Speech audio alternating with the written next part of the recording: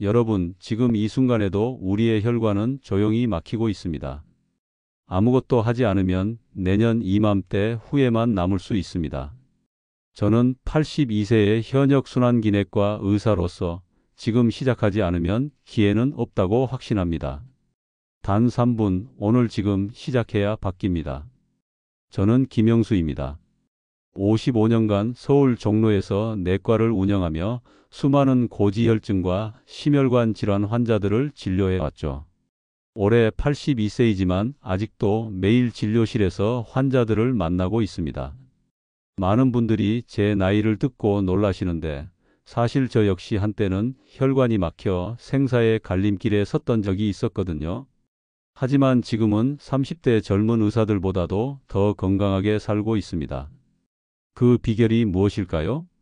대부분의 사람들이 고지혈증에 대해 잘못 알고 있는 정보들이 참 많습니다. 혈관이 막히는 건 나이 때문이라고만 생각하시죠. 또 약만 먹으면 된다고 생각하거나 기름진 음식만 피하면 괜찮다고 여기시는 분들도 많아요. 하지만 이런 잘못된 상식들이 오히려 여러분의 혈관을 더 빨리 막히게 만들고 있습니다. 진료실에서 보면 정말 안타까운 경우들이 너무 많거든요. 건강하다고 자신했던 분들이 갑자기 쓰러지시는 경우를 수없이 봤습니다. 저 역시 의사라는 직업에 대한 자만심으로 제 건강을 과신했었죠. 그 결과 60대 중반에 큰 위기를 맞게 되었고요. 하지만 그 경험이 저에게는 오히려 새로운 인생의 전환점이 되었습니다. 지금 제가 이렇게 건강하게 여러분 앞에 설 수 있는 이유도 그때의 깨달음 덕분이거든요. 여러분도 지금부터라도 올바른 방법을 알고 실천하신다면 충분히 건강한 혈관을 되찾을 수 있습니다. 사실 저도 60대 중반까지는 제 건강을 과신했었습니다. 의사라는 직업 때문에 오히려 더 자만했던 것 같아요. 바쁜 진료 일정으로 인해 하루 종일 진료실에만 앉아 있었고 식사도 제대로 챙기지 못했죠. 환자들에게는 건강한 식습관과 운동의 중요성을 강조하면서도 정작 제 자신은 전혀 실천하지 않았거든요. 어느 날 건강검진을 받았는데 고지혈증 진단을 받게 되었습니다. 총 콜레스테롤 수치가 280을 넘었고 LDL 콜레스테롤은 200에 육박했어요. 하지만 저는 그때도 대수롭지 않게 생각했습니다. 약 좀 먹으면 되겠지, 이런 안일한 생각이었죠. 그런데 그로부터 6개월 후 제 인생에서 가장 끔찍한 순간이 찾아왔습니다. 새벽에 갑자기 가슴에 쥐어짜는 듯한 극심한 통증이 시작된 거예요. 숨을 쉬기도 어려웠고 식은땀이 비 오듯 흘렀습니다. 의사인 제가 보기에도 이건 심근경색의 전형적인 증상이었어요.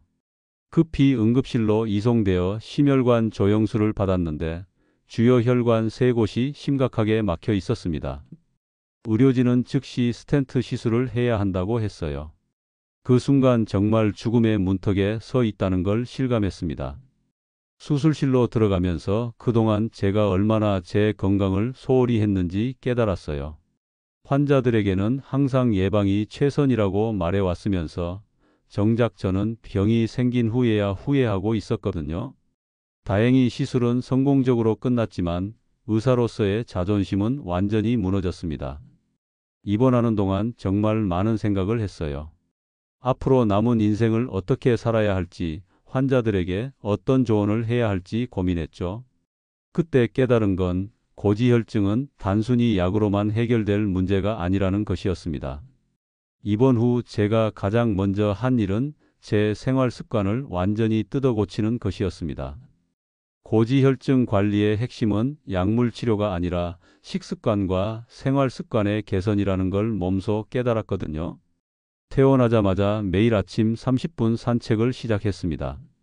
처음에는 5분도 걷기 힘들었지만 점차 시간을 늘려나갔어요. 산책하면서 맑은 공기를 마시고 자연을 바라보니 마음도 한결 편해졌습니다. 그리고 식단을 완전히 바꿨어요. 그동안 즐겨 먹던 포화지방과 트랜스지방이 많은 음식들을 과감히 끊었습니다. 대신 섬유질이 풍부한 채소와 과일, 그리고 견과류를 많이 섭취하기 시작했죠. 특히 혈관 건강에 좋다는 오메가3과 풍부한 생선을 일주일에 3번 이상 먹었어요. 처음 몇 주는 정말 힘들었습니다. 평생 즐겨 먹던 음식들을 포기해야 했고 새로운 식단에 적응하는 것도 쉽지 않았거든요. 하지만 3개월 후 건강검진 결과를 보고 깜짝 놀랐습니다. 총 콜레스테롤이 280에서 200 이하로 떨어졌고 LDL 콜레스테롤도 130대까지 내려갔어요. 혈압도 정상 범위로 돌아왔고 무엇보다 몸이 한결 가벼워진 느낌이었습니다. 6개월 후에는 더욱 놀라운 변화가 있었어요. 체중이 10kg 가까이 빠졌고 계단을 오를 때도 숨이 차지 않았습니다. 아침에 일어나면 개운하고 하루 종일 활기가 넘쳤어요. 동료 의사들도 제 변화에 놀라워했습니다. 그때 저는 확신했습니다. 고지혈증은 충분히 극복할 수 있는 질환이라는 것을요. 이 영상은 끝까지 보셔야 전체 맥락을 정확히 이해하실 수 있습니다. 제가 겪은 경험과 55년간의 진료 경험을 바탕으로 여러분께 정말 효과적인 방법들을 알려드릴 테니까요. 구독과 좋아요는 큰 힘이 됩니다. 여러분의 건강한 혈관을 위해 정성껏 준비한 내용이니 꼭 끝까지 함께해 주세요. 첫 번째로 말씀드릴 것은 트랜스지방의 위험성입니다.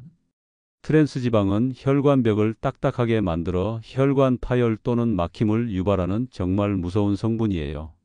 많은 분들이 기름진 음식만 피하면 된다고 생각하시는데 사실 더 조심해야 할 건 바로 이 트랜스지방입니다. 트랜스지방은 액체 상태의 식물성 기름을 고체로 만들기 위해 수소를 첨가하는 과정에서 생성되는데요. 이 과정에서 만들어진 지방은 우리 몸에서 전혀 분해되지 않습니다. 혈관벽에 달라붙어서 염증을 일으키고 결국 혈관을 딱딱하게 만들어 버리죠. 70세의 박순자 할머니 경우를 보시면 이해가 쉬우실 거예요.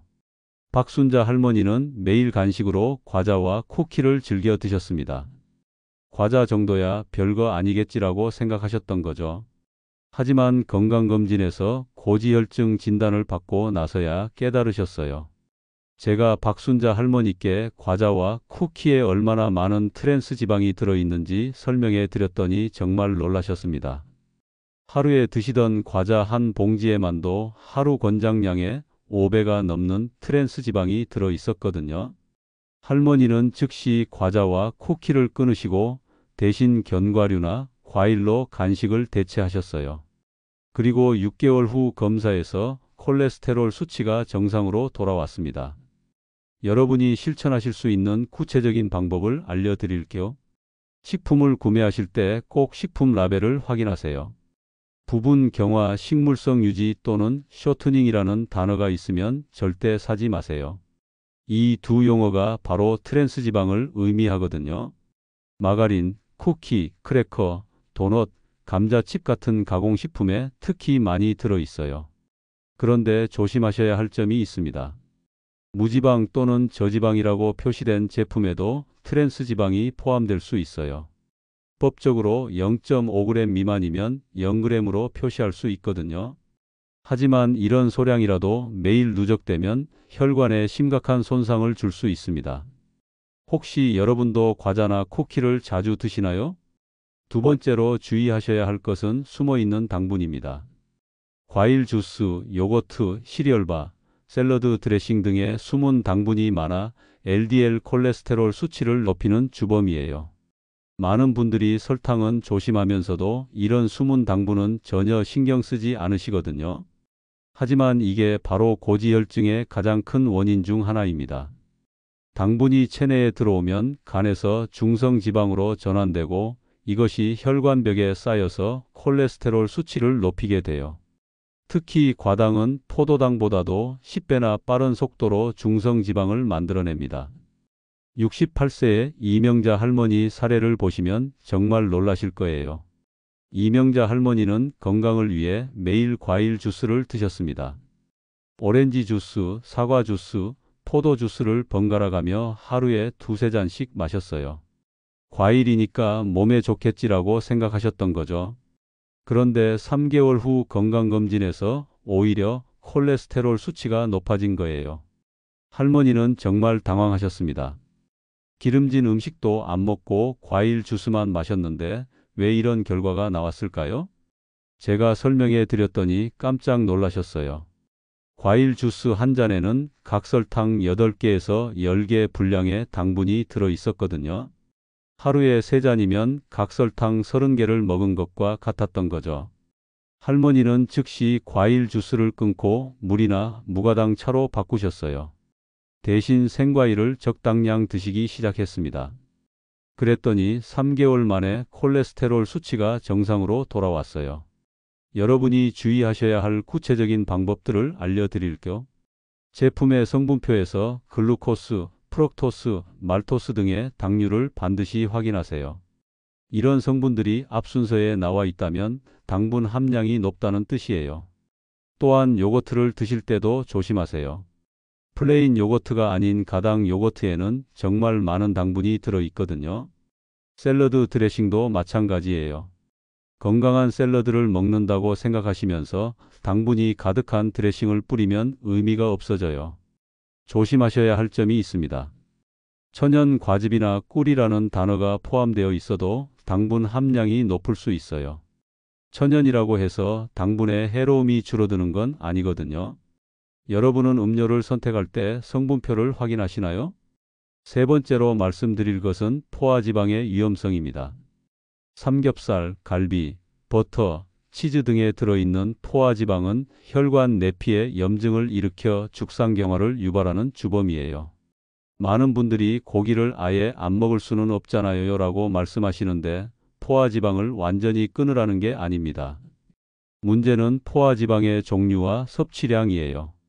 포화지방이 체내에 들어오면 간에서 콜레스테롤 생성을 촉진하고 혈관벽에 염증을 일으킵니다. 특히 동물성 포화지방은 식물성보다 훨씬 더 해로워요. 혈관 내피세포를 손상시켜서 그 틈으로 콜레스테롤이 침투하게 만들거든요. 75세의 정호철 할아버지 사례를 보시면 이해가 쉬우실 거예요.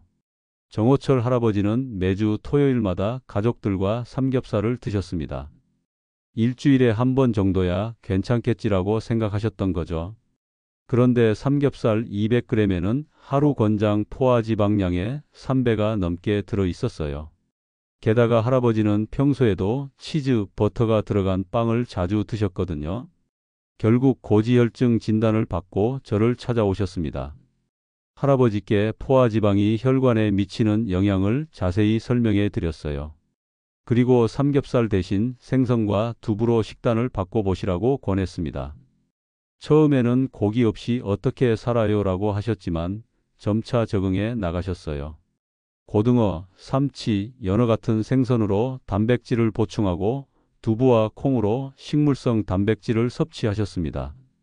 6개월 후 할아버지는 완전히 달라져 계셨어요. 콜레스테롤 수치가 정상으로 돌아왔을 뿐만 아니라 체중도 8kg이나 빠지셨거든요. 여러분이 실천하실 수 있는 구체적인 방법을 알려드릴게요. 육류를 드실 때는 반드시 기름기와 껍질을 제거하세요. 닭고기를 드신다면 껍질을 벗기고 소고기나 돼지고기라면 눈에 보이는 기름기를 모두 떼어내세요. 그리고 조리 방법도 중요해요. 기름에 볶거나 튀기는 대신 삶거나 찌는 방법을 택하세요. 생선이나 두부, 견과류 등 불포화지방이 풍부한 식품을 적극 섭취하시고요. 특히 호두, 아몬드, 올리브오일 같은 식품들은 혈관 건강에 정말 도움이 됩니다. 하지만 조심하셔야 할 점이 있어요. 식물성 기름이라고 해서 무조건 좋은 건 아닙니다. 과도하게 섭취하면 칼로리 과다로 이어져서 오히려 역효과가 날 수 있거든요. 하루에 견과류 한 줌, 올리브오일 한두 스푼 정도가 적당한 양이에요. 여러분은 고기를 드실 때 어떤 부위를 선택하시나요? 네 번째로 말씀드릴 것은 고지혈증에 도움이 되는 운동법입니다. 하루 5분 스트레칭, 계단 오르기, 저녁 산책, 의자 스쿼트, 깊은 호흡과 같은 가벼운 운동이 콜레스테롤 수치를 낮추고 혈관 건강에 큰 도움이 됩니다. 많은 분들이 나이가 많아서 운동하기 어려워요 라고 말씀하시는데 격렬한 운동을 하라는 게 아니에요. 가벼운 운동만으로도 충분히 효과를 볼 수 있거든요. 운동이 고지혈증에 좋은 이유를 설명해 드릴게요. 유산소 운동을 하면 HDL 콜레스테롤, 즉 좋은 콜레스테롤이 증가합니다. HDL 콜레스테롤은 혈관벽에 쌓인 나쁜 콜레스테롤을 간으로 운반해서 분해시키는 역할을 해요. 또한 운동을 하면 혈액순환이 개선되어 혈관벽에 쌓인 찌꺼기들이 씻겨 나가게 됩니다. 80세의 최명자 할머니 사례를 보시면 정말 놀라실 거예요. 최명자 할머니는 고지혈증 진단을 받고 나서 매일 저녁 30분 산책을 시작하셨습니다. 처음에는 10분도 걷기 힘들어 하셨어요. 무릎도 아프고 숨도 차셨거든요. 하지만 포기하지 않고 꾸준히 하셨어요. 첫 주에는 5분씩, 둘째 주에는 10분씩 이렇게 점차 시간을 늘려나가셨습니다. 3개월 후에는 30분을 거뜬히 걸으실 수 있게 되셨어요. 그리고 6개월 후 검사 결과를 보고 모두가 깜짝 놀랐습니다. 총 콜레스테롤이 50 이상 떨어졌고 HDL 콜레스테롤은 오히려 20 가까이 올라갔어요. 할머니는 운동이 이렇게 효과가 있을 줄 몰랐다며 정말 기뻐하셨습니다. 여러분이 실천하실 수 있는 구체적인 방법들을 알려드릴게요. 먼저 아침에 일어나자마자 5분간 간단한 스트레칭부터 시작하세요. 목, 어깨, 허리를 천천히 돌려주고 다리를 쭉 펴서 스트레칭해 주세요. 이것만으로도 혈액순환이 훨씬 좋아져요. 그리고 엘리베이터 대신 계단을 이용해 보세요. 2, 3층 정도라면 계단을 이용하시는 게 좋아요. 무릎이 아프시다면 천천히 한 계단씩 올라가시면 됩니다. 저녁 식사 후 30분 정도 산책하는 것도 정말 좋은 방법이에요. 집 주변을 천천히 걸으시면서 맑은 공기를 마시세요. 집에서 할 수 있는 의자, 스쿼트도 추천해 드려요. 의자에 앉았다가 일어서기를 10번 정도 반복하는 거예요. 이 운동은 하체 근력을 기르는데 정말 좋습니다. 깊은 호흡도 중요해요. 코로 4초간 천천히 들이마시고 4초간 참았다가 입으로 6초간 내쉬세요. 이렇게 하면 혈액순환이 개선되고 스트레스도 줄어들어요. 하지만 조심하셔야 할 점이 있습니다. 운동을 시작하기 전에는 반드시 의사와 상담하셔야 해요. 개인의 건강 상태에 맞는 운동 강도와 종류를 선택하는 것이 중요하거든요. 무리하지 마시고 천천히 시작해서 점차 늘려나가세요. 여러분은 하루에 얼마나 움직이시나요? 마지막으로 말씀드릴 것은 약물 치료와 생활 습관 개선을 함께 하는 것의 중요성입니다. 고지혈증 약물은 콜레스테롤 수치를 낮추는 데 효과적이지만 식습관 및 생활 습관 개선 없이는 한계가 있어요. 많은 분들이 약만 먹으면 되는 거 아니에요? 라고 물어보시는데 그건 정말 위험한 생각입니다. 약물은 어디까지나 보조적인 역할일 뿐이에요. 근본적인 해결책은 바로 생활 습관의 변화에 있거든요. 스타틴 계열의 콜레스테롤 약물은 간에서 콜레스테롤 생성을 억제하는 역할을 합니다. 확실히 수치를 빠르게 낮춰주는 효과가 있어요. 하지만 약물에만 의존하면서 생활 습관을 바꾸지 않으면 어떻게 될까요? 약물의 효과도 제한적이고 부작용의 위험도 커집니다. 더 중요한 건 약을 중단하면 다시 원래대로 돌아가 버린다는 거예요. 78세의 김정순 할머니 사례를 보시면 이해가 쉬우실 거예요. 김정순 할머니는 처음에 약물 치료만 받으셨습니다. 콜레스테롤 약을 꾸준히 드시면서 수치는 어느 정도 조절되었어요. 하지만 식습관이나 운동은 전혀 바꾸지 않으셨거든요. 그러다가 약의 부작용으로 근육통을 호소하게 되셨어요. 스타틴 계열 약물의 대표적인 부작용 중 하나였죠.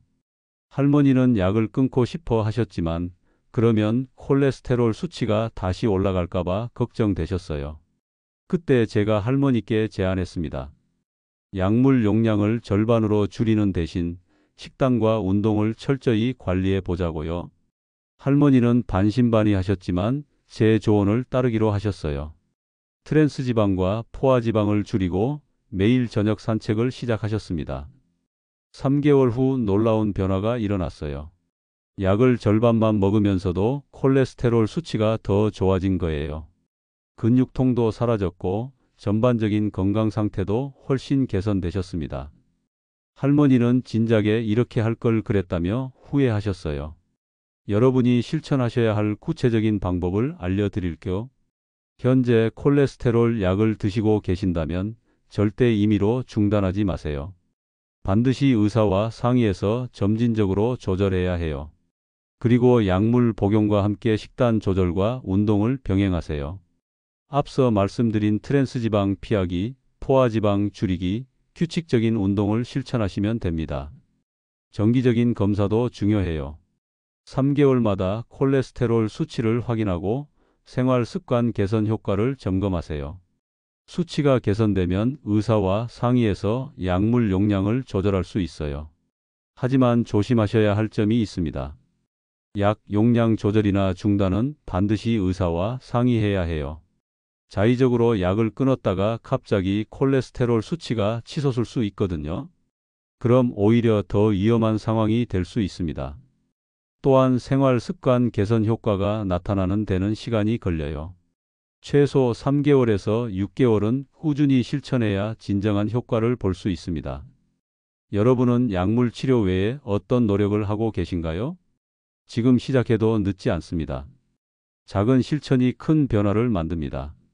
저 역시 60대 중반에 심근경색으로 쓰러진 후에야 깨달았지만 그때부터 시작한 변화가 지금의 건강한 82세를 만들어 주었어요. 나이는 핑계가 될 수 없습니다. 80세가 넘은 최명자 할머니도 78세의 김정순 할머니도 모두 건강을 되찾으셨거든요. 중요한 건 시작하는 마음과 꾸준한 실천입니다. 오늘부터 식습관과 생활 습관을 점검하고 건강한 삶을 위한 첫걸음을 내딛어 보세요. 오늘 제가 말씀드린 내용 중 가장 중요한 3가지를 다시 한번 정리해 드릴게요. 첫째, 트랜스지방을 철저히 피하세요. 식품 라벨에서 부분 경화 식물성 유지나 쇼트닝이 들어간 제품은 절대 사지 마세요. 과자, 쿠키, 마가린 같은 가공식품을 멀리하는 것만으로도 혈관 건강이 크게 개선될 거예요. 둘째, 숨어있는 당분을 조심하세요. 과일 주스, 가당 요거트, 달콤한 드레싱 등에 들어있는 당분이 여러분의 콜레스테롤 수치를 높이고 있어요. 성분표를 꼼꼼히 확인하고 가능하면 무가당 제품을 선택하세요. 셋째, 매일 조금씩이라도 움직이세요. 아침 5분 스트레칭, 저녁 30분 산책, 계단 오르기 같은 간단한 운동만으로도 충분해요. 꾸준함이 가장 중요합니다. 이 3가지만 실천하셔도 3개월 안에 분명한 변화를 느끼실 수 있을 거예요. 제가 55년간 진료하면서 수많은 환자들을 치료한 경험으로 확신합니다. 가장 중요한 건 오늘부터 시작하는 거예요. 내일부터, 다음 주부터가 아니라 지금 당장 시작하세요. 오늘 저녁 식사 후 10분이라도 밖으로 나가서 걸어보세요. 마트에서 장을 보실 때 식품 라벨을 한 번이라도 더 확인해 보세요. 그 작은 실천이 여러분의 혈관을 살리는 첫걸음이 될 거예요. 여러분의 건강한 미래를 위해 지금 이 순간부터 시작하세요. 여러분은 충분히 건강해질 수 있습니다. 다음 영상에서는 고지혈증 예방을 위한 식단 구성법에 대해 더 자세히 알아보겠습니다. 어떤 음식을 어떻게 조합해서 먹어야 혈관 건강에 가장 좋은지 실제 식단표와 함께 구체적으로 설명해 드릴 예정이에요. 기대해 주세요.